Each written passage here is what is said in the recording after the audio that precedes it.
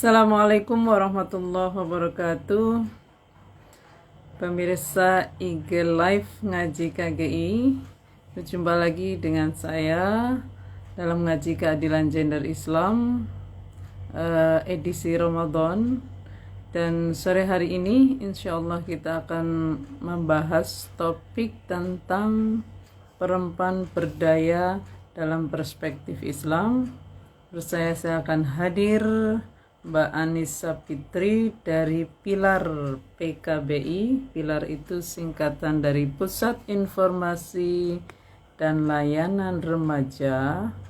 PKBI itu Perkumpulan Keluarga Berencana Indonesia.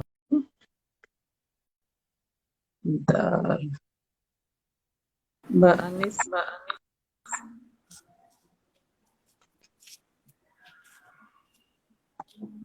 Assalamualaikum.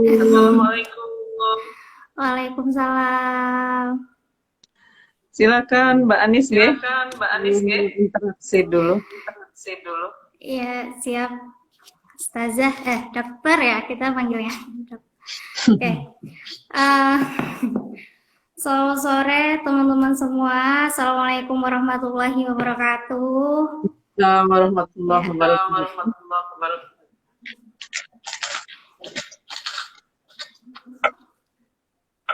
Ya, senang sekali sore ini bisa ngobrol bersama dengan Dr. Nurrofiah Bilzem.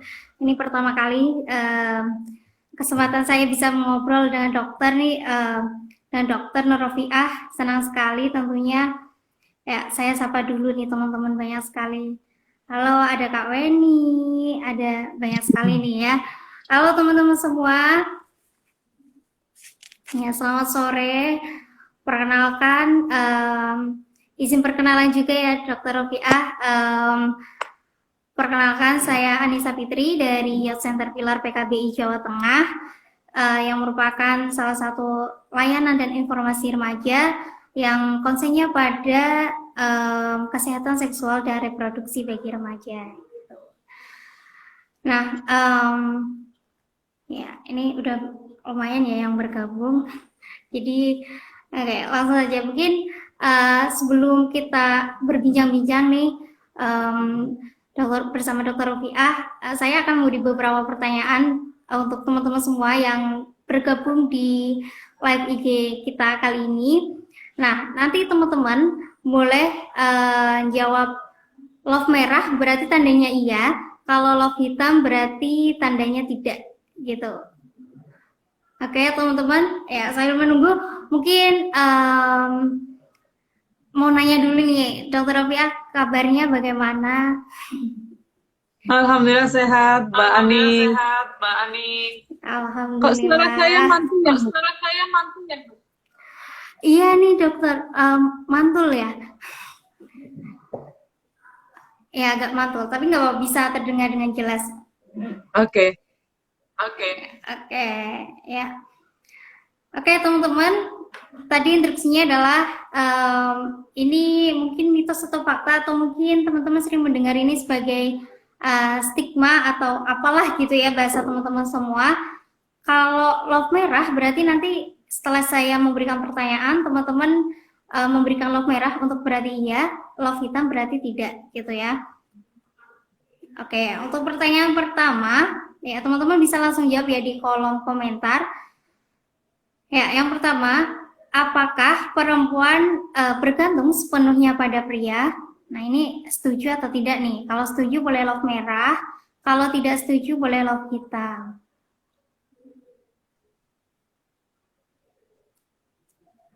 Oke, teman-teman. Pertanyaan pertama adalah apakah perempuan sepenuhnya bergantung kepada pria? Nah, ini boleh nih. Ya, ada yang tidak setuju. Ada lagi yang mau menjawab? Love merah berarti setuju, love hitam berarti tidak setuju.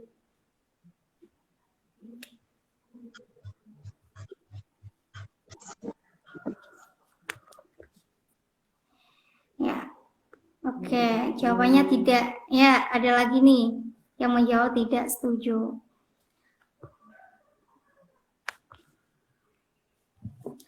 Oke, Lanjut nih ya ke pertanyaan kedua.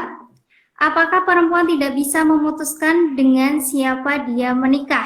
Jadi perempuan nggak punya hak atau dia nggak bisa memilih dia mau dengan siapa nih menikah gitu. Berarti intinya kita hanya menunggu laki-laki pelamar kita, ya udah iya gitu. Kita nggak boleh menolak dan nggak boleh menentukan. Aku mau dengan si A nih, dengan si B.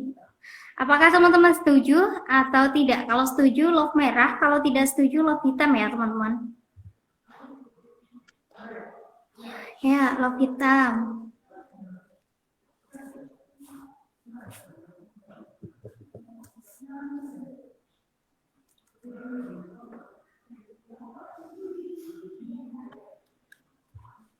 Oke, tidak setuju ya.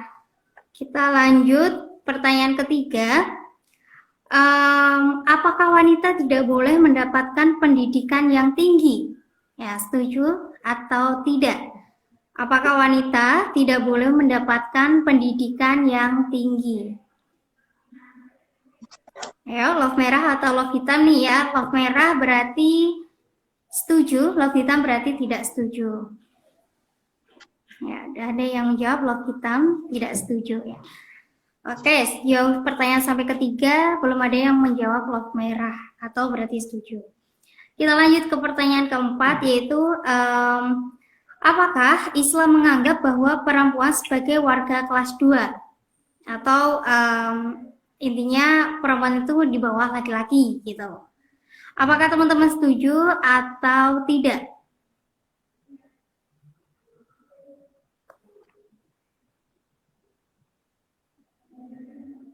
Oke, boleh menjawab. Love merah berarti setuju, love hitam berarti tidak setuju.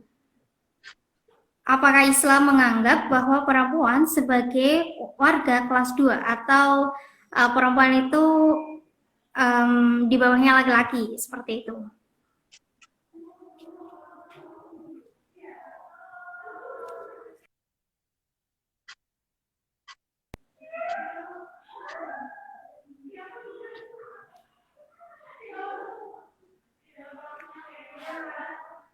Oke.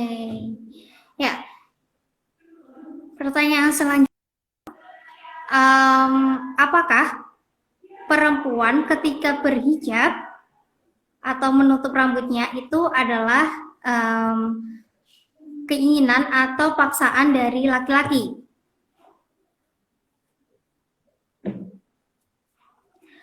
Apakah laki-laki memaksa perempuan untuk menutupi rambutnya atau kalau kita menutup rambut kita atau berhijab atau ya itu apakah paksaan dari laki-laki? Ya boleh jawab love merah berarti setuju, love hitam berarti tidak setuju.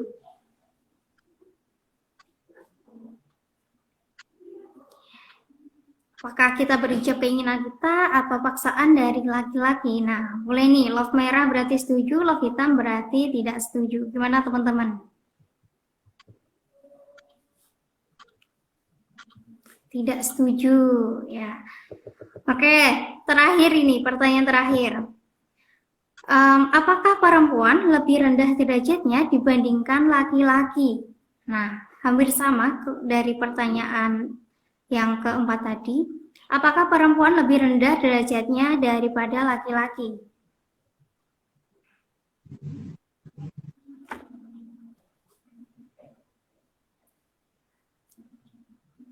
Gimana teman-teman? Love merah berarti setuju, love hitam berarti tidak setuju.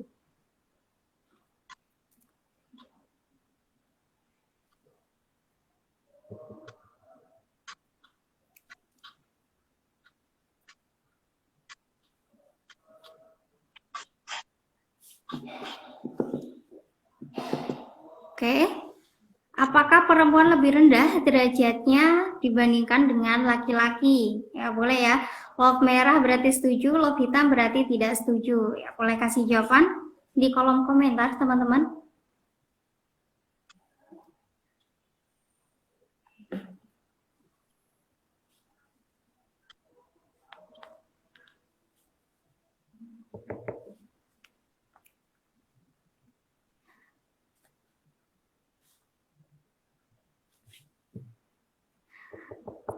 Oke, ya, love hitam lagi nih. Baik nih, Ibu Rofiah, ternyata dari pertanyaan-pertanyaan tadi, teman-teman rata-rata memberikan love hitam gitu. Nah, ini kita pengen belajar nih bersama Ibu Rofiah, apakah pertanyaan tadi itu kita salah nggak ya selama ini menganggap apakah perempuan lebih rendah daripada laki-laki atau bagaimana konsepnya seperti itu. Nah, dari yang pertama tadi Ustazah, perempuan bergantung sepenuhnya pada pria. Nah, itu bagaimana ini, Bu? Apakah konsep tersebut benar? Kita sebagai seorang perempuan itu selalu harus mengandalkan pria atau bagaimana kita memiliki apa ya? Hak pada diri kita, kita mampu menentukan kita maunya seperti apa begitu. Silahkan, Bu. Ya. Baik. Tapi ini pasti akan mengganggu ini. Tuh.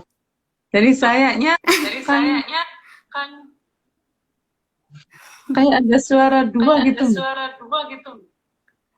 Ya, tapi jelas bisa ditangkap gitu. Sayanya jadi kayak ngomong nggak nyaman gitu, Mbak. Kenapa ya? Iya. Ada pakai predikat? Enggak ya? Enggak, tapi kalau saya mendengarkan jelas sih, Bu. Jelas ya? Iya. Oke. Baik, saya coba ya, walaupun saya tidak ngomong. Jadi ini baru pertama kali saya mengalami delay gitu. Baik, apakah perempuan sebaiknya tergantung pada laki-laki? Dalam Islam, jawabannya jelas. Ya. Kalau kita mengacu pada relasi gender ini, yang terjadi di masa jahiliyah, itu kan perempuan adalah milik mutlak laki-laki. Bahkan laki-laki itu bisa secara sepihak memutuskan perempuan dikubur hidup-hidup, meskipun perempuan yang hamil dan menyusui karenanya itu tidak setuju. Karena anak adalah anak milik. Lalu setelah perempuan menikah, dia menjadi milik mutlak suami. Dan arti milik mutlak itu adalah laki-laki pemiliknya itu boleh secara sosial ya, mengeksploitasi, menjadikan perempuan sebagai hadiah, sebagai warisan, bahkan menjual perempuan. Dalam situasi seperti ini tentu tidak ada pilihan untuk mandiri. Karena seluruh tubuhnya itu dimiliki oleh laki-laki. Tapi Islam datang justru dengan perempuan itu manusia. Sebagai manusia, perempuan hanya hamba Allah. Berarti tidak boleh kepada selain Allah, termasuk laki-laki yang secara sosial pemiliknya. Dan perempuan juga hanya hamba Allah, maka tidak boleh diperlakukan sebagai hamba laki-laki. Itu kan dengung suaranya. Iya. Mungkin sinyalnya atau keluar dulu jauh. Nanti masuk lagi.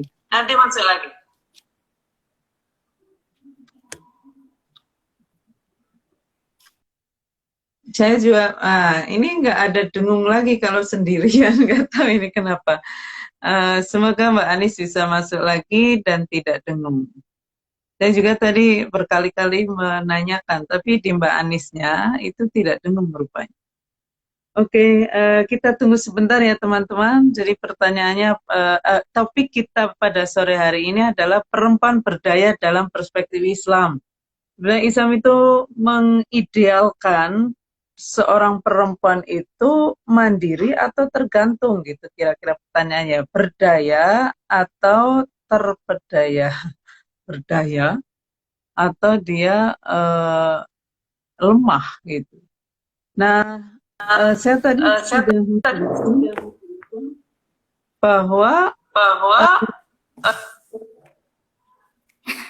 Kenapa ya, Bu? Mbak Anis, volumenya dinolkan dulu, enggak? Nanti kalau bicara, naikkan lagi. Ya, ini sudah nol, Bu. Halo. Ya, coba lagi, Bu. Oke. Nah, sekarang bersih.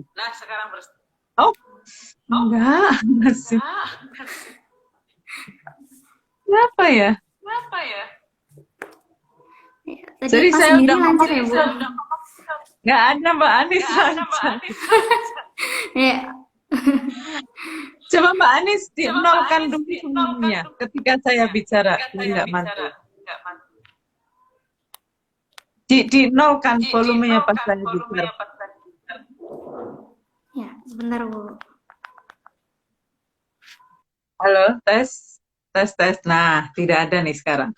Jadi gitu Mbak Anis ya, saya mencoba menjawab secara singkat nih ya. Islam itu kan sebuah proses panjang banget. Selama 23 tahun dia hadir dan dia datang di sebuah masyarakat yang melihat perempuan sebagai harta, sebagai milik mutlaknya laki-laki. Tetapi Islam punya cita-cita tentang kemanusiaan perempuan itu sebagai manusia seutuhnya. Manusia seutuhnya itu artinya adalah laki-laki dan perempuan itu satu, benar-benar hanya hamba Allah, hanya menghamba pada Allah. Itu artinya adalah tidak boleh ada hubungan penghambaan antara laki-laki dan perempuan sebagaimana terjadi di masyarakat jahiliyah.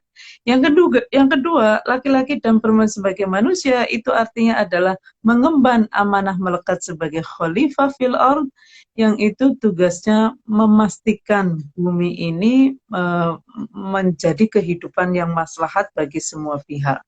Sama ya, laki-laki dan perempuan itu dicita-citakan oleh Islam sebagai subjek penuh.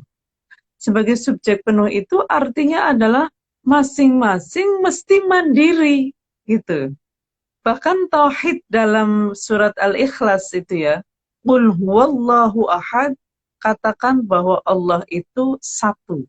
Satu itu bukan soal matematis ya. Satu itu artinya adalah tidak boleh diduakan, tidak boleh ditigakan, tidak boleh syirik itu. Allahus somad. Nah, ayat yang kedua itu mengisyaratkan bahwa Allah itu kan hanya tempat bergantung. Kita hanya mungkin bergantung kepada Allah semata kalau kita mandiri gitu. Nah, kalau di masyarakat jahiliyah ya tentu saja perempuan itu nggak ada pilihan untuk mandiri, dan perempuan yang ideal menurut laki-laki pemiliknya dan menurut laki-laki secara kolektif, perempuan yang baik adalah penurut mutlak pada laki-laki yang memilikinya. Istri dimiliki oleh suami, maka perempuan istri yang ideal menurut masyarakat jahiliyah waktu itu adalah yang taat mutlak gitu. Anak perempuan juga begitu, mesti taat mutlak kepada orang tua, terutama ayahnya, karena ibu itu belum diakui sebagai orang tua. Nah, karenanya tinggal begini aja ya, cuma yang harus kita sadari adalah di dalam Islam itu, termasuk dalam Al-Quran, Al-Quran itu merekam proses panjang tadi itu, Mbak Anis dan teman-teman. Sehingga di dalam Al-Quran itu merekam juga cara pandang masyarakat Arab, atau pinjam cara pandang masyarakat Arab bahwa perempuan itu objek. Ini masyarakat Arab loh, cara pandangnya, yang mau diubah oleh Al-Quran selama 23 tahun. Nah, nanti dalam tadi itu, bergerak dari perempuan sebagai objek menjadi subjek sepenuhnya, itu kadang ditempuh kompromi. Komprominya itu adalah perempuan sebagai subjek sekunder. Nah, kalau kita melihat ayat Al-Quran secara utuh dan melihat proses itu, maka kita akan kelihatan sekali ya bahwa perempuan yang sama, laki-laki dan perempuan yang dicitrakan sebagai ideal itu adalah dua-duanya mandiri.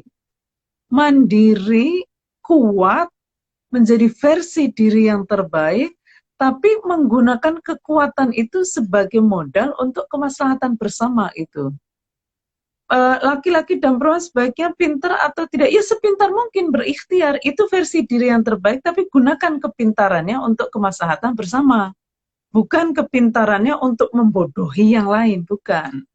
Sebaiknya laki-laki dan perempuan itu miskin atau kaya, kalau bisa kaya silakan ikhtiar untuk kaya, tapi gunakan kekayaan itu untuk kemaslahatan bersama, bukan kaya dengan cara membuat orang lain miskin, dan bukan juga kaya untuk melakukan kesombongan pada orang miskin.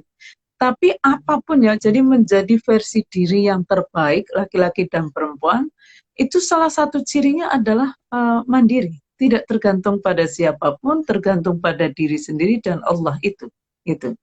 Jadi kalau kita misalnya tanya, menurut Islam seperti apa, maka hati-hati, karena di dalam Al-Quran sendiri ada 3 jenis ayat tadi itu. Tetapi kalau saya ditanya menurut Islam, ya tentu saja menurut yang dicita-citakan oleh Islam, karena kita mau berproses ke sana, dan cita-cita dari Islam itu adalah perempuan, laki-laki itu mandiri, gitu. Mandiri supaya tidak tergantung kepada pihak lain secara berlebihan, sehingga jatuh menjadi hamba, gitu. Mungkin itu Mbak Anis. Silakan kalau mau bicara dinaikkan lagi volumenya. Iya, Bu. Baik. Ini menarik ya, Bu. Ternyata konsep pada zaman jahiliyah dulu tuh berbeda tentunya pada zaman sekarang ya, Bu. Tapi ternyata masih banyak nih, Bu. Saya sendiri masih sering mendengar dengan pertanyaan-pertanyaan atau dengan pernyataan ya, lebih tepatnya pernyataan dengan konsep, loh, jadi perempuan tuh kan harus taat sama suami gitu. Nah, taat ini banyak yang mengartikan yaudah berarti kalau taat manut suaminya mau ngapain, nyuruh apa aja berarti kita harus ngikut. Contoh gak boleh bekerja, atau misal harus di rumah saja, atau misal gak boleh ini, gak boleh itu, dan lain sebagainya. Sehingga itu kadang banyak perempuan yang berpikir dengan konsep taat itu kok harus manut terus ya gitu, kok pokoknya apa-apa harus manut yang laki-laki atau suami gitu. Nah, sebenarnya konsep taat itu, taat kepada suami itu bagaimana gitu, Bu, benarnya? Apakah demikian, apa yang terus kita manut terus sehingga kita sampai berpikiran, oh kok kita harus di bawah laki-laki ya, atau bagaimana, Bu? Silahkan. Oke. Jadi sekali lagi ya, mari kita bandingkan deh. Kalau di masyarakat jahiliyah, perempuan itu milik mutlaknya laki-laki. Karena milik mutlaknya, ya harus taat mutlak. Gambarannya kayak apa? Misalnya kita punya kucing nih. Kucing kita beli, kita pelihara.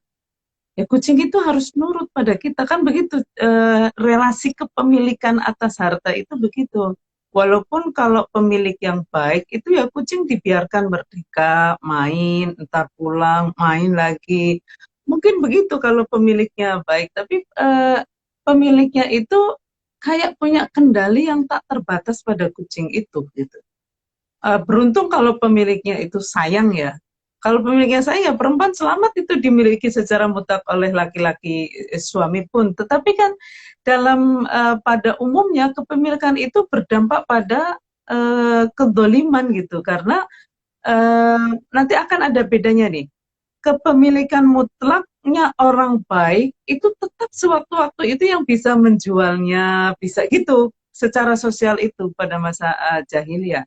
Nah di Islam itu kan diubah relasinya. Pertama kesadarannya dulu ya, kalau semula perempuan itu benda, objek, bahkan secara khusus perempuan itu hanya objek seksualnya laki-laki, nilainya tergantung pada sejauh mana dia memberi ketertarikan, menarik secara seksual pada laki-laki. Jadi sebagai alat seksual berarti harus memuaskan secara seksual, dan sebagai mesin reproduksi itu artinya adalah perempuan hanya dilihat sebagai alat untuk hamil, melahirkan, nifas, dan menyusui. Sebagai mesin loh ini. Hati-hati dengan candaan turun mesin, berarti itu menyamakan perempuan dengan mobil. Nah, lalu diganti kesadaran seperti itu, perempuan bukan benda, perempuan bukan objek, perempuan itu di samping makhluk fisik juga makhluk intelektual dan spiritual itu. Sama dengan laki-laki.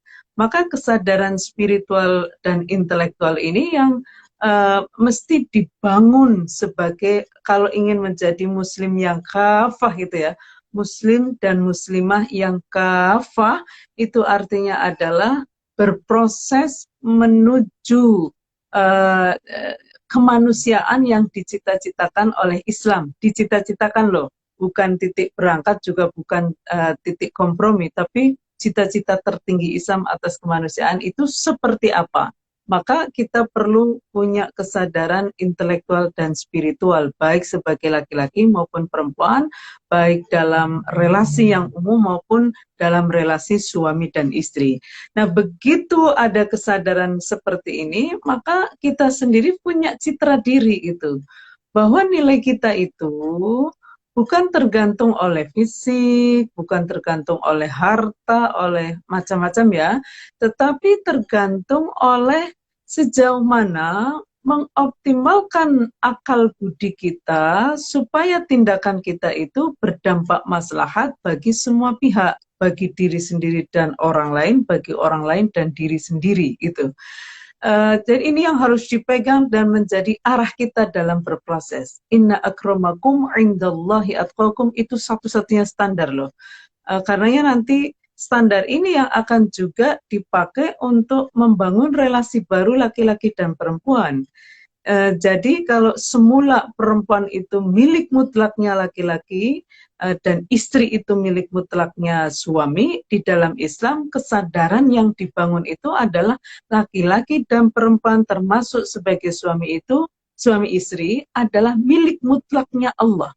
Sehingga taat mutlak itu bukan kepada sesama hamba, bukan perempuan kepada pemiliknya yang dianggap sebagai pemilik oleh masyarakat, tapi kepada Allah sebagai pemilik hakiki.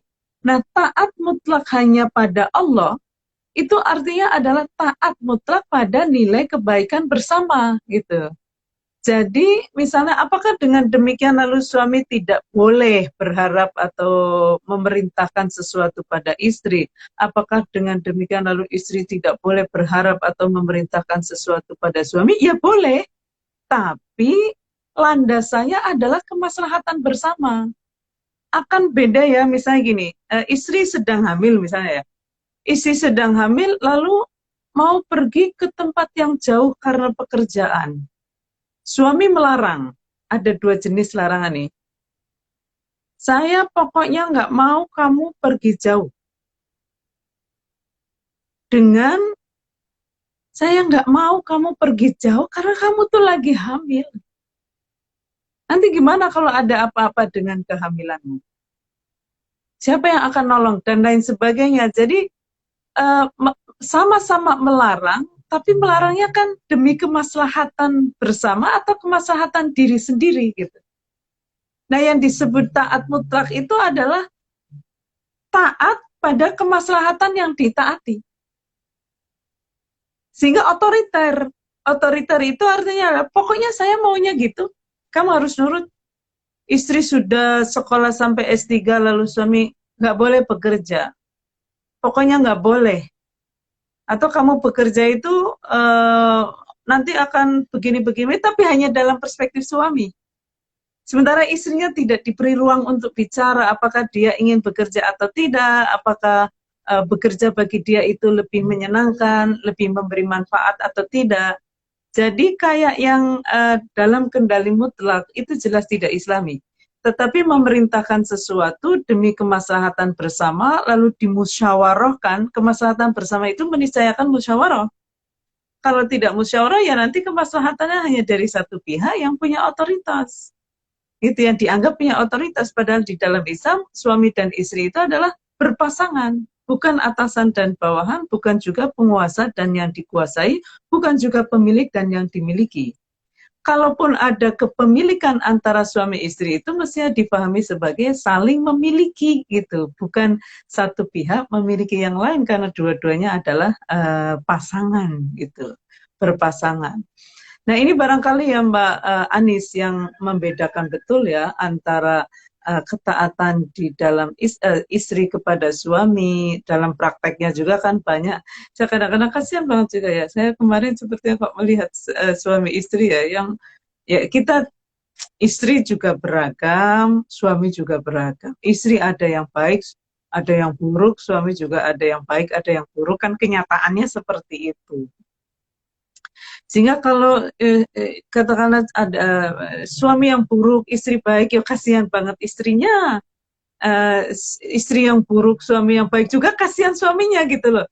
Jadi ketaatan mutlak itu pada siapapun sesama hamba memang tidak diperkenankan oleh Allah itu. Kalau hadisnya itu ya ini sering banget saya ungkapkan, la ta'ata li makhluqin fi ma'siyatil khaliq. Nggak boleh ada ketaatan kepada sesama makhluk ya, termasuk istri pada suami atau sebaliknya, dalam maksiat kepada Allah. Maksiat itu artinya luas sekali. Sesuatu yang menyakiti itu juga maksiat. Allah itu memerintahkan kita untuk membahagiakan. Sesuatu yang membuat hati tidak tenang itu ya maksiat, karena Allah memerintahkan kita untuk membuat ketenangan jiwa itu dipelihara gitu. Jadi berislam dengan demikian ya, bagaimana berislam sebagai suami istri itu ya, antara lain berproses untuk tidak taat kepada figur, tapi taat kepada nilai kebaikan bersama. Istri boleh nggak taat pada suami, taatlah pada nilai kebaikan bersama yang ada pada suami, gitu. Jadi nanti pun ketika suami hanya kemaslahatannya buat diri sendiri, kita tidak taat kepada, kita tidak membangkang kepada suami, tapi membangkang pada nilai yang hanya memberi manfaat kepada suami, gitu. Jadi memang ini perlu ikhtiar luar biasa ya, karena sampai hari ini masih banyak yang melihat perkawinan itu sebagai akad kepemilikan gitu. Sehingga seakan-akan perempuan itu di bawah kendali suami 100% dan tidak berdaya untuk membuat keputusan yang menurut dirinya baik gitu. Maka suami istri yang ideal itu mestinya menjadi partner dalam kemaslahatan bersama. Jadi kemaslahatannya untuk kedua belah pihak.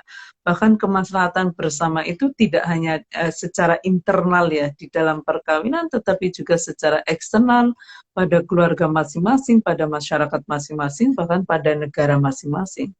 Jadi berproses untuk mengubah mindset dari istri harus taat mutlak pada suami seperti pada masyarakat jahiliyah, menjadi suami istri hanya taat mutlak kepada Allah dengan taat pada kebaikan bersama. Itu ya juga bagian dari berislamnya suami istri itu.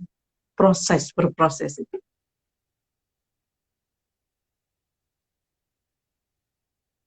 Itu kira-kira Mbak. Ya, sangat menarik Bu. Salah satu yang saya headline di sini adalah suami istri ideal itu harus menjadi partner dalam kemaslahatan dan taat sepenuhnya kita. Bersama ya. Iya, kemaslahatan bersama. Ya, iya Bu, kemaslahatan bersama. Dan juga tadi Ibu juga mengatakan kalau kita itu milik Allah ya Bu, baik laki-laki ataupun perempuan gitu. Nah, tapi ini Bu, di masyarakat juga sering nih saya mendengar kita itu sebagai perempuan, misal nih Bu, kalau ada laki-laki yang datang ke rumah kita, dia baik, dia soleh dan lain sebagainya, kita itu nggak boleh menolak Bu gitu. Atau dalam artian kalau dilamar ya udah terima aja gitu. Nah, apakah sebenarnya konsep itu benar Bu? Atau dalam artian kita itu nggak bisa memutuskan kita sebagai perempuan karena kan dianggap ya udah yang menentukan, intinya perempuan itu menunggu kepastian, yang membuat keputusan adalah laki-laki. Jadi kita tidak bisa memutuskan dengan siapa kita menikah gitu Bu. Itu apa benar atau tidak gitu Bu? Silakan. Kalau di masyarakat jahiliyah memang begitu Mbak. Anak perempuan itu milik mutlak ayahnya. Maka ayah itu 100% memutuskan siapa yang boleh menikahi anaknya, dan dia akan melihat mahar, mahar itu buat dirinya. Jadi memang pergulatan ini ya yang menurut saya penting sekali untuk diperhatikan, karena di dalam Islam itu dengan menyebut laki-laki dan perempuan sebagai suami istri, sebutannya adalah zauj, zaujah, azwaj ya, perpasangan, itu sebetulnya sedang mengubah cara pandang atas perkawinan yang seperti itu. Jadi termasuk dalam relasi orang tua dan anak ya, itu tidak, orang tua dan anak juga mesti menjadi partner dalam kemaslahatan bersama. Jadi orang tua itu tidak bisa memerintahkan sesuatu yang maslahat buat mereka, tapi tidak maslahat buat anak. Tentu saja dijodohkan bisa saja, tapi kan harus diminta dong, ditanya anaknya mau atau tidak. Gitu. Nggak apa-apa perjodohan itu, yang tidak boleh adalah pemaksaan. Kalau perjodohan itu tidak dipaksa, kita ada ruang untuk mengatakan, misalnya dijodohkan dengan si A, lalu kita ditanya mau atau tidak dengan dia, gitu. Dan tidak ada ancaman apapun. Gitu. Kalau itu sih sebetulnya tidak ada soal, karena soal walaupun sebaiknya ya perkenalan dulu ya, ta'aruf dulu, karena bisa jadi dalam pandangan orang tua orang itu sebagai apa baik, tapi dalam pandangan perempuan sebagai suami bisa jadi beda banget loh. Kan banyak orang yang sebagai teman baik, tapi sebagai suami beda. Sebagai teman baik, tapi sebagai istri beda gitu. Sementara dalam menikah itu kan kita mencari suami atau istri yang bisa menjadi teman selamanya gitu.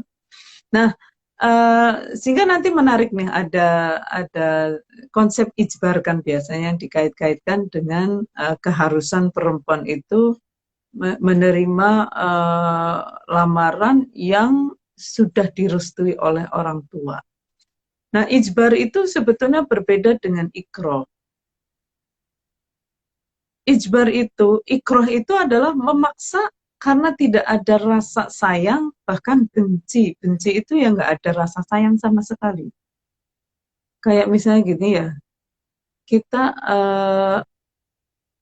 sebel sama kucing, itu bisa yang ya kita benci aja, males gitu dekat, ya nggak peduli juga dia sakit kadang gitu.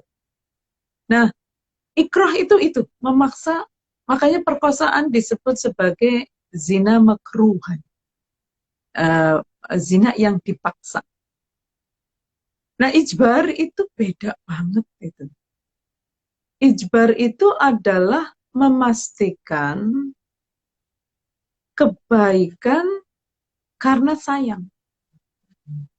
Makanya kita berdoakan Rabbil firli warhamni wajburni.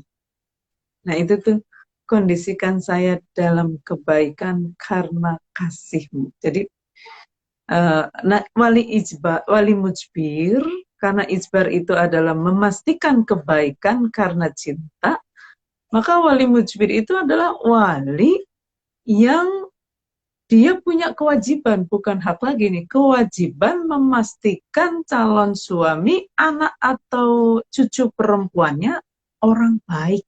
Mengapa? Karena dia sayang. Gitu. Makanya kalau misalnya ya, kalau wali mujbir, biasanya kan di masyarakat itu ada mitos. Kalau perempuan dilamar nolak, dia jodohnya akan sulit. Nah, wali mujbir harus tampil untuk menolak kalau yang melamar itu orang yang mengkhawatirkan, yang bisa membuat anaknya menderita karena entah kesombongannya, mentang-mentang kaya, lalu orang tuanya hutang, dan lain sebagainya. Wali mujbir itu harus tampil untuk melindungi anaknya, untuk tidak dinikahi oleh orang yang membahayakan anaknya. Karena apa? Ya karena sayang. Dia sedang memastikan anaknya itu tidak dikorbankan oleh mitos yang ada di masyarakat. Nah, karena kalau pertanyaannya adalah boleh atau tidak menolak, ya bahkan harus kalau yang melamarnya itu orang yang misalnya pelaku KDRT, pelaku atau sudah menjadi suami orang, ya perempuan harus berdaya untuk menolaknya. Jadi bahkan perempuan harus negosiasi pada orang tua yang punya pandangan berbeda. Mestinya kan begini ya, kalau saya sebagai orang tua, itu ya kadang masyarakat harus didengar demi penerimaan masyarakat, tapi ya kadang nggak harus didengar gitu. Kalau soal mitos-mitos ini adalah soal sikap masyarakat yang kadang kita juga harus kritis, harus kan tadi ya, dengan masyarakat pun landasannya adalah kemaslahatan bersama, bukan supaya nggak diomongin masyarakat. Ya nggak paham, misalnya ya, anak kita nih ya, mudah-mudahan anak kita semua dilancarkan jodohnya.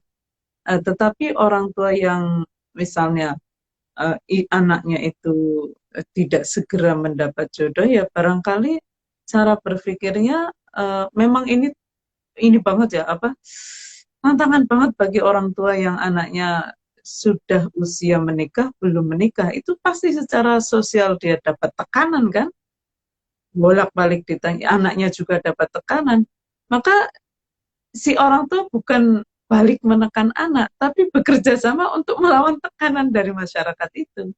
Misalnya, udah nggak apa-apa daripada nikah segera atau tepat waktu, tapi tidak siap, lalu KDRT, lalu cerai. Walaupun di banyak masyarakat memandang lebih baik jadi janda daripada perawan tua, menurut saya kita bisa punya prinsip yang berbeda gitu.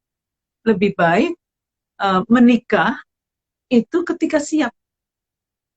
Ketika siap itu artinya adalah ya minimal secara umur sudah cukup. Yang kedua adalah orangnya ya standarnya juga jangan tinggi-tinggi ya.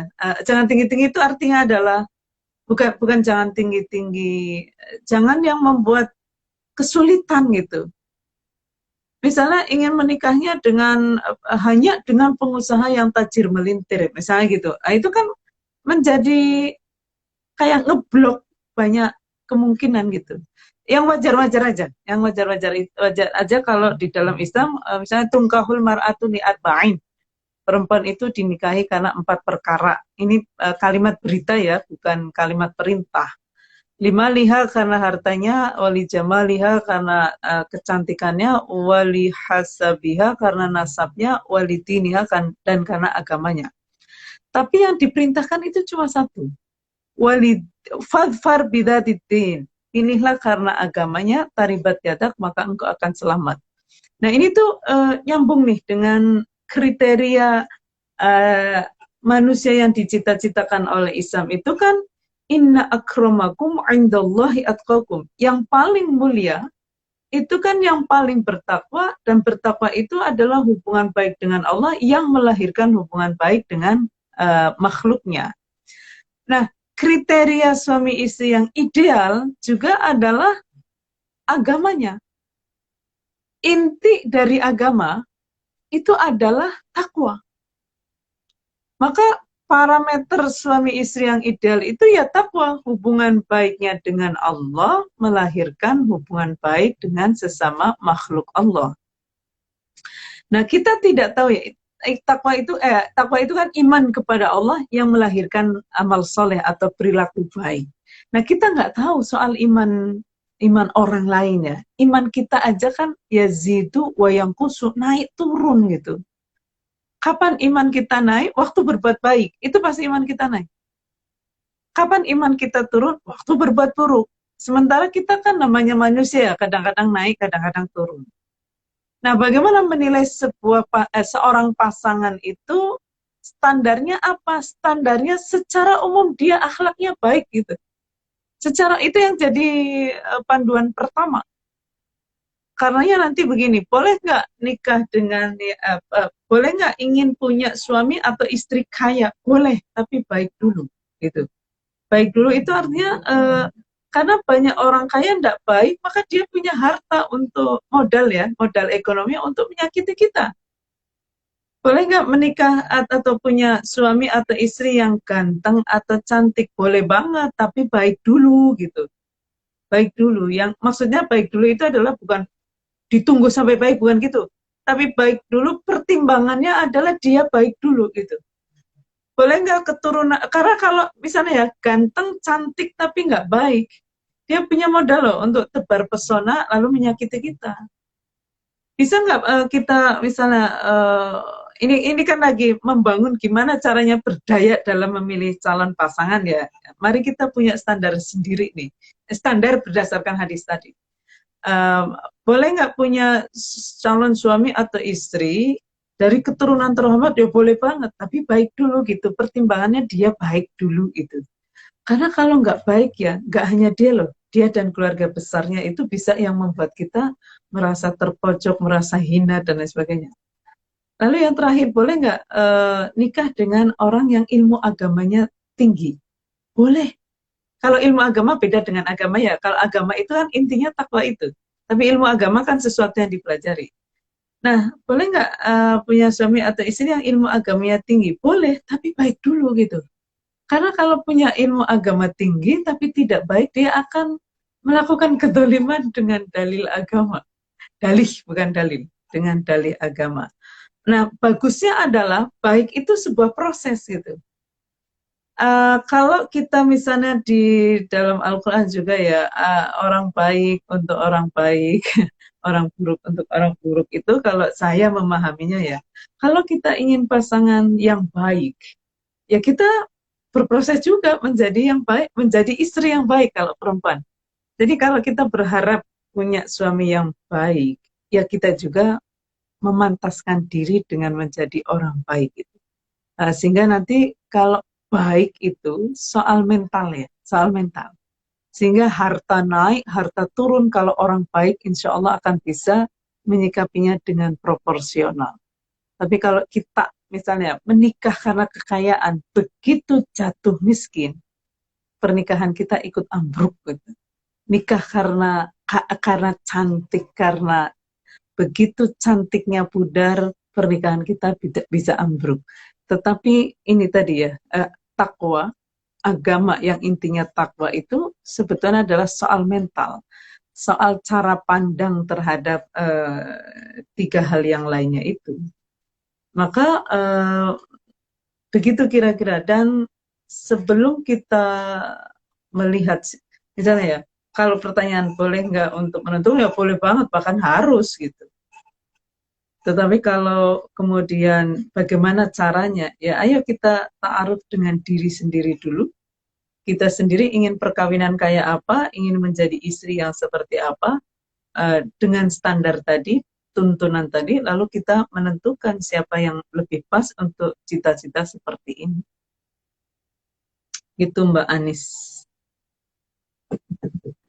Berdaya dalam memilih jodoh. Ya, banyak sekali nih dari satu pertanyaan tadi, kita itu berhak ya Bu menolak, bahkan harus, apalagi kalau calonnya yang dijodohkan itu kurang baik seperti itu. Nah, Ibu lanjut ke pertanyaan selanjutnya nih.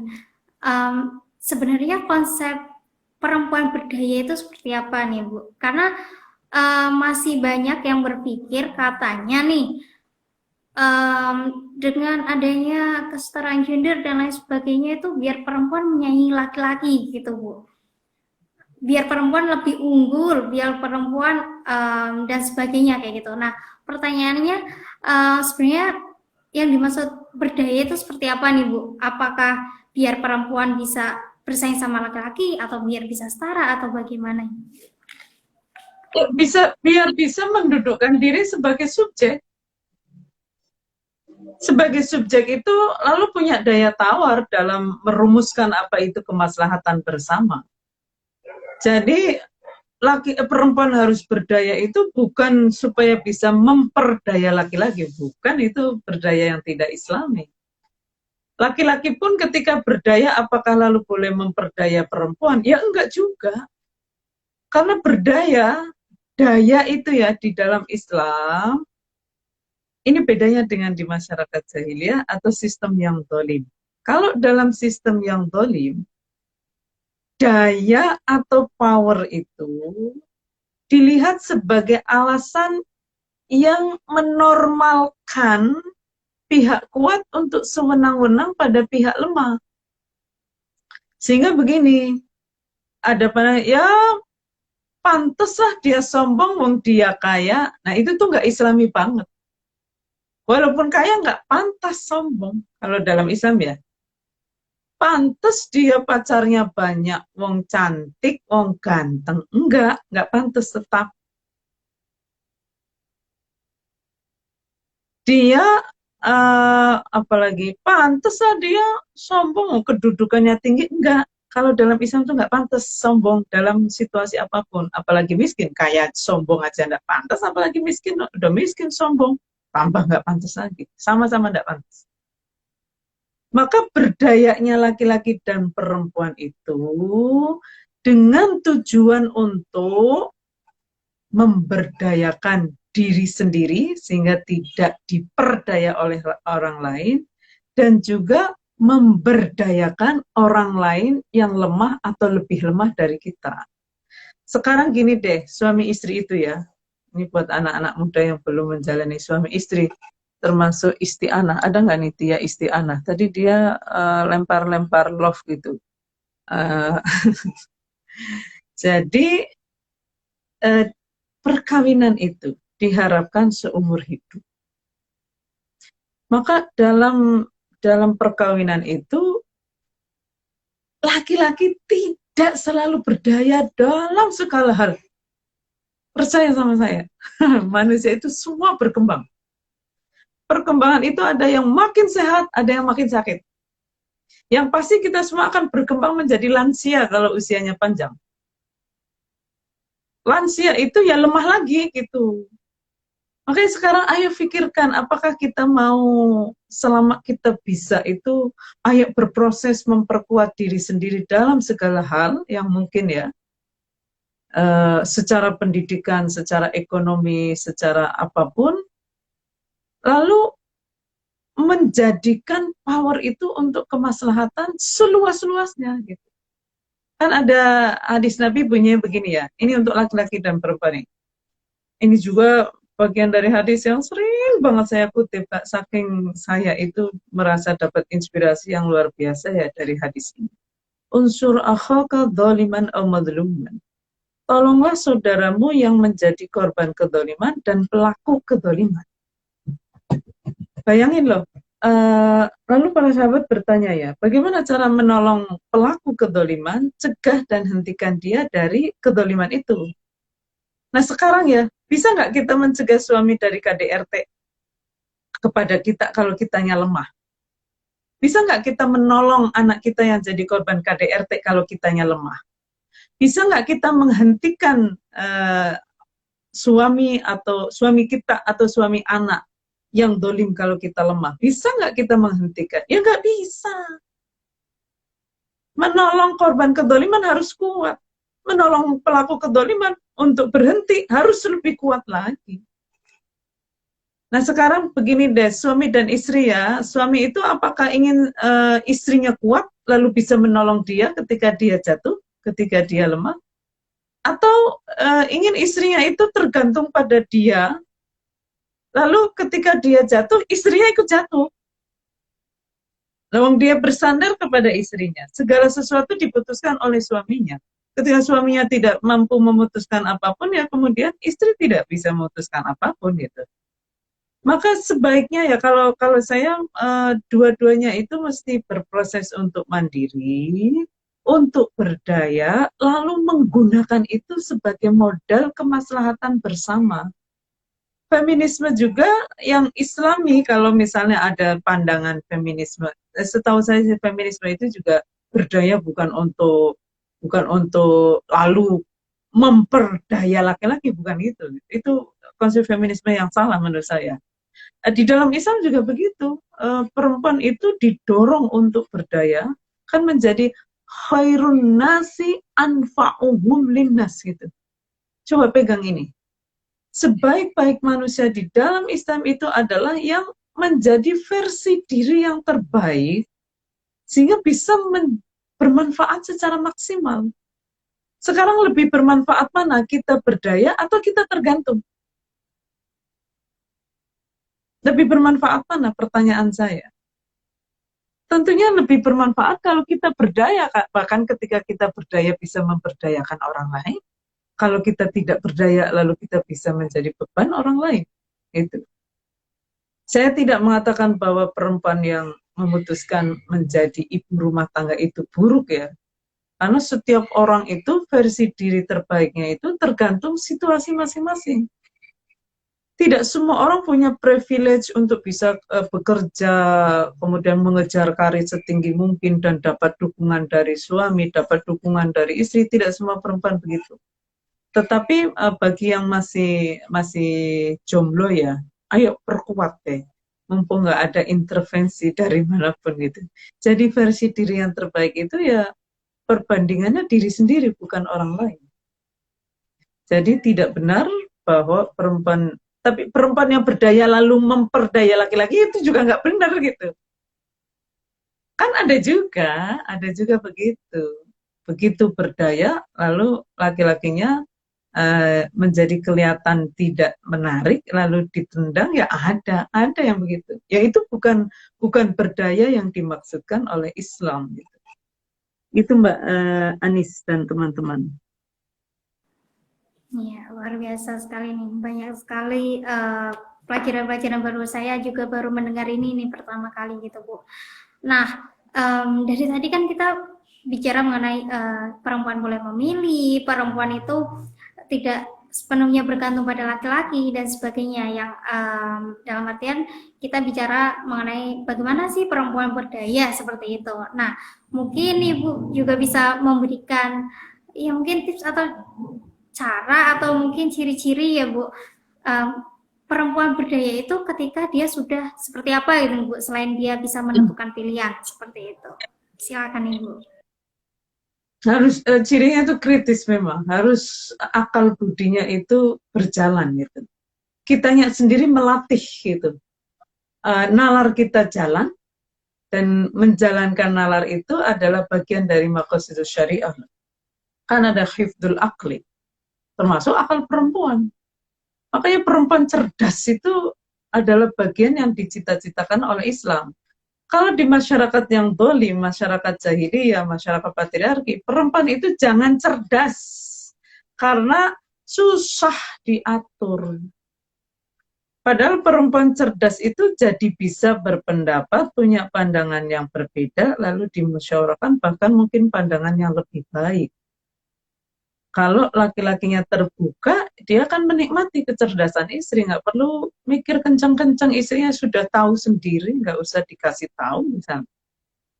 Lalu ada partner untuk berdiskusi, untuk menentukan kemaslahatan, bagaimana ini situasinya kok sulit, biasanya rezeki lancar, ini kok rezeki seret. Itu kan perlu kecerdasan itu. Jadi ciri dari perempuan yang berdaya adalah dia kritis, nalar kritis jadi muslimah itu ya, nalar kritis muslimahnya jalan gitu. Tidak yang semuanya diserahkan pada pihak lain untuk menentukan bagaimana menjadi muslimah yang baik, kita ikut menentukan. Nah, akal budi itu gini, jadi dalam setiap tindakan ya, mau tindakan diri sendiri, mau tindakan orang lain, itu selalu difikirkan, itu baik nggak ya? Terus baik buat diri sendiri atau orang lain, sekaligus orang lain atau tidak? Gitu. Kan harusnya dua-duanya baik, bagi diri sendiri baik, bagi orang lain baik. Juga akan berpikir nih, mana ya yang terbaik di antara pilihan-pilihan yang ada. Kadang pilihan yang ada bahkan buruk semua. Kalau buruk semua ya dia bisa memilih mana yang terbaik di antara yang buruk-buruk itu. Begitu milih salah satu yang terbaik, dia siap dengan konsekuensi pilihan itu. Itu akal ya. Nah hati nurani itu akal budi. Hati nurani itu memastikan untuk memilih pilihan yang terbaik, dan terbaiknya itu sudah dipertimbangkan untuk diri sendiri dan pihak lain. Gitu. Akal budi itu harus diasah terus-menerus itu. Karenanya nanti ya, menjadi perempuan yang berdaya itu tidak selalu, jadi menjadi subjek penuh itu tidak selalu apa-apa memutuskan sendiri semua. Tidak selalu begitu juga. Bisa juga kita setuju dengan orang lain, tapi kita ada alasan kuatnya gitu. Bisa saja kita nurut pada suami, tapi bukan nurut pada suami, melainkan nurut pada pendapatnya yang logis, pendapatnya yang punya alasan kuat dan berdampak maslahat gitu. Jadi jangan dibayangkan perempuan mandiri itu jadi egois gitu, enggak juga. Bahkan mandiri itu tidak selalu dalam konteks dalam mengambil inisiatif aktif, semuanya serba dari dirinya, itu tidak begitu. Dalam misalnya ya, menjadi berdaya itu tidak selalu menjadi produsen, entah itu produsen pemikiran, produsen pendapat, produsen uang dan lain sebagainya ya. Tapi bisa juga menjadi konsumen, tapi konsumen yang cerdas gitu. Konsumen yang cerdas itu adalah konsumen yang tahu kenapa dia memilih produk itu, kenapa dia memilih pendapat itu, kenapa dia itu tahu gitu. Jadi dia menjadi subjek, itu artinya adalah dia terlibat aktif dalam apa yang terbaik buat dirinya. Sehingga tidak nyerah kepada, misalnya tidak menyerah kepada pihak lain untuk mendefinisikan apa yang baik bagi dirinya. Misalnya saya sering mencontohkan gini ya, kita itu kan didikte oleh banyak hal ya, oleh tafsir keagamaan, oleh industri, oleh budaya, dan lain sebagainya, tentang perempuan yang baik itu kayak apa. Nah, berdaya itu artinya adalah mengkritisi juga cara pandang orang lain tentang kebaikan bagi dirinya. Misalnya industri itu mengatakan perempuan yang baik adalah perempuan yang pakai produk ABC, C, D, E, deterjen merek apa, nanti pewanginya merek apa. Nyuci itu kita didikte nih. Nyuci ada pewangi ketika nyuci, ada pewangi ketika nyetrika, ada pewangi lagi ketika mau dipakai dan seterusnya. Ayo kita pikirkan, yang begitu itu loh, terbaik buat siapa? Yang pasti buat produsennya itu terbaik. Semakin konsumtif, semakin baiklah kita sebagai konsumen bagi produsen. Coba kita ikut berpikir, apakah kita akan menyerah lalu mengikuti semua kehendak produsen itu untuk beli semua barang, sedangkan misalnya keperluannya hanya pewangi untuk apa gitu. Atau perempuan yang baik itu perempuan yang kulitnya putih. Coba tanya dong, baik untuk siapa, dan baik menurut siapa dan untuk siapa, apakah baik buat menurut kita dan untuk kita atau tidak. Istri yang soleha adalah istri yang diem di rumah. Coba tanya dong, itu istri soleha menurut siapa dan untuk siapa? Apakah menurut kita dan untuk kita juga atau tidak? Gimana kalau kita diem di rumah terus tergantung sepenuhnya, lalu yang kita bergantung itu tiba-tiba dipanggil oleh Allah? Misalnya ya, coba selalu difikirkan begitu. Tetapi kalau ada orang mengatakan istri yang baik itu adalah istri yang di rumah misalnya. Terus pandemi. Nah kita setuju tuh, pandemi sebaiknya di rumah. Tidak hanya istri, semua orang itu di rumah karena berbahaya gitu. Jadi bukan pada pendapatnya, tetapi selalu selalu mengkritisi cara orang mendefinisikan kita, dan kita sendiri juga punya definisi. Dan definisi yang paling valid tentang siapa yang terbaik itu adalah anfa'uhum linnas gitu. Nah, kalau kita bisa bermanfaat sampai dengan di luar rumah, ya mengapa kita hanya di dalam rumah gitu. Itu contoh saja ya. Kalaupun kita keluar rumah, misalnya gini, satu lagi nih. Perempuan yang bekerja itu kalau di rumah tidak boleh lupa kewajibannya sebagai istri dan ibu. Pernah sering dengar begitu ya? Mari kita tanya, memangnya laki-laki yang bekerja itu boleh lupa kewajibannya sebagai ayah dan suami ketika di rumah? Bahkan suami dan istri itu nggak boleh lupa kewajibannya sebagai suami dan istri, juga sebagai orang tua, dimanapun berada itu nggak boleh lupa. Di luar rumah jaga, jangan lupa mentang-mentang di luar rumah terus lupa kalau dia beristri atau bersuami. Ya enggak boleh. Lalu gimana cara mewujudkan kewajibannya sebagai suami atau istri ketika ada di luar rumah? Ya memastikan kebutuhan di dalam rumah terpenuhi dengan baik. Itu kan soal cara saja, tapi prinsip dasarnya dua-duanya tidak boleh lupa kewajibannya. Begitu Mbak, gambarannya ya. Dia berdaulat atas dirinya. Berdaulat itu juga sekali lagi ya bukan yang apa-apa. Berdaulat itu beda dengan egois. Kalau egois itu tunduk mutlak pada dirinya, itu egois. Kalau berdaya itu tunduk mutlak pada kebaikan bersama dan menggunakan daya itu untuk kebaikan bersama.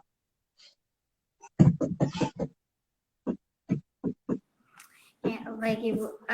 Nih kita jadi tahu ya teman-teman, sebenarnya konsep perempuan itu nggak di bawah laki-laki, itu konsep dulu ya Bu, zaman jahiliyah. Sekarang udah beda gitu.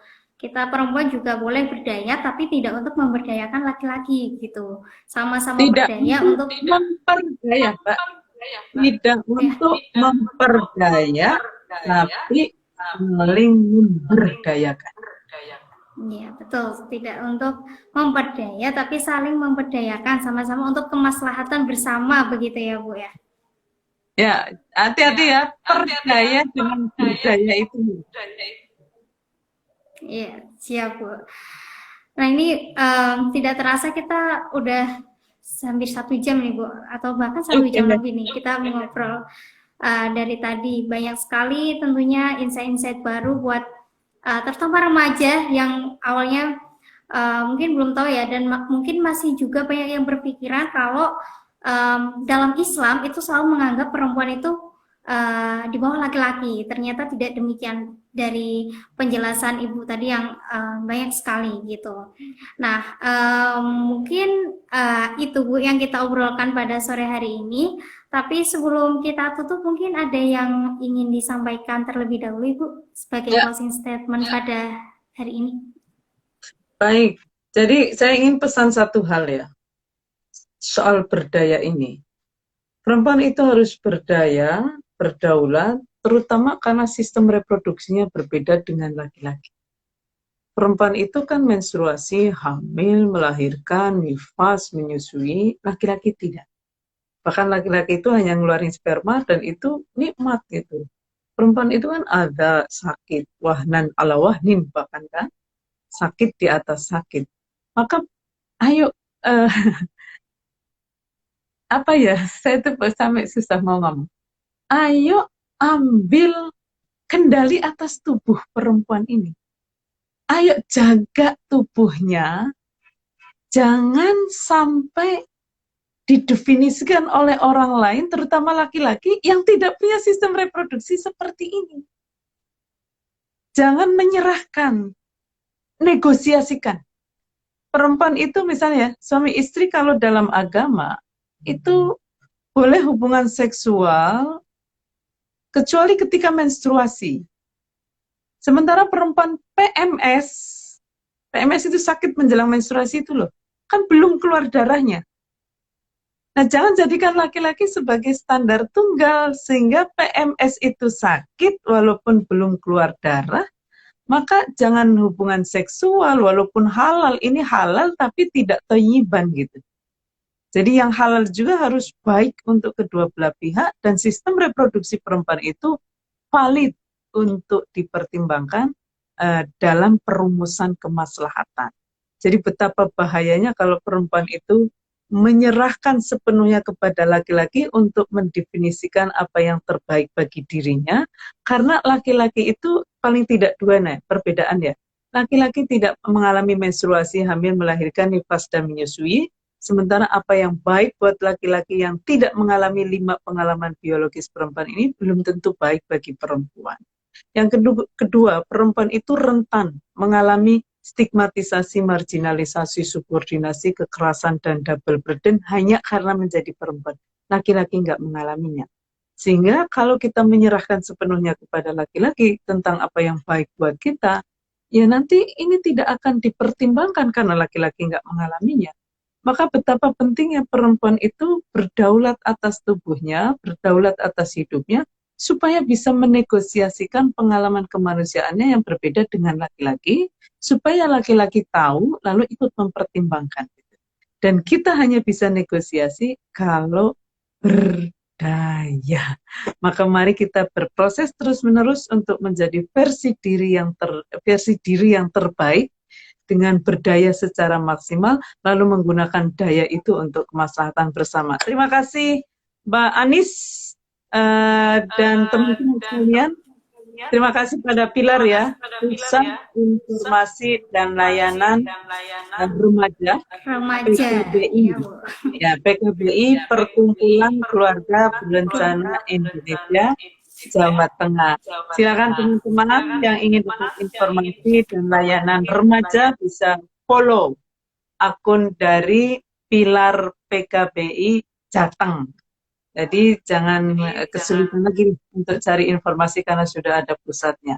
Terima kasih ya Mbak Anis dan teman-teman Pilar PKBI atas kolaborasinya. Terima kasih juga ya untuk Ustazah Nur Rofiah yang sudah memberikan biasanya kita mungkin berbicara mengenai gender casual itu secara benar ini sekalian kita ngabuburit di momen Ramadan juga kita berbicara mengenai perempuan berdaya dalam perspektif Islam. Ternyata sangat luar biasa sekali gitu ya Bu.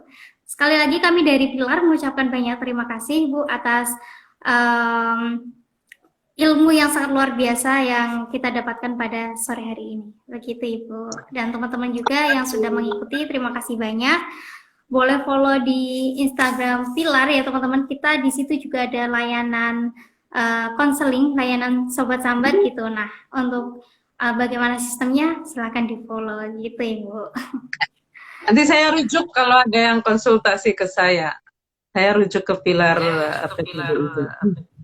Iya siap Ibu, monggo. Semuanya tetap sehat, selamat dan semangat menebar manfaat selagi sempat. Karena saya manfaat maka saya ada. Assalamualaikum warahmatullahi wabarakatuh. Waalaikumsalam warahmatullahi wabarakatuh.